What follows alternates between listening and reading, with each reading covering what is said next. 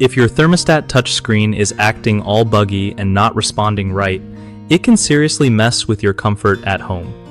So, first off, try giving that screen a good clean, because dirt, oils, and grime can totally block the touch sensor and make it unresponsive. Use a soft microfiber cloth dipped lightly in water or a gentle cleaner, but never soak the screen. Next, check if your thermostat needs recalibrating. The touch sensor might be off track, and most models let you do a quick calibration through the settings menu. Sometimes, the problem is just a glitch, so try restarting your thermostat by turning it off and on again or unplugging it for a minute. If your thermostat runs on batteries, swapping them out with fresh ones can fix power-related touch issues.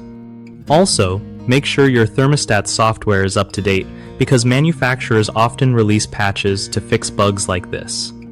Avoid pressing too hard or with sharp objects since this can damage the screen and worsen the problem. And finally, keep an eye on humidity and extreme temperatures around the thermostat because those conditions can mess with the touch sensitivity.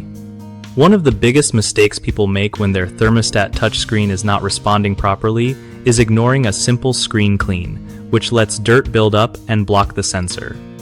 Fix this by cleaning regularly with a soft cloth and mild cleaner.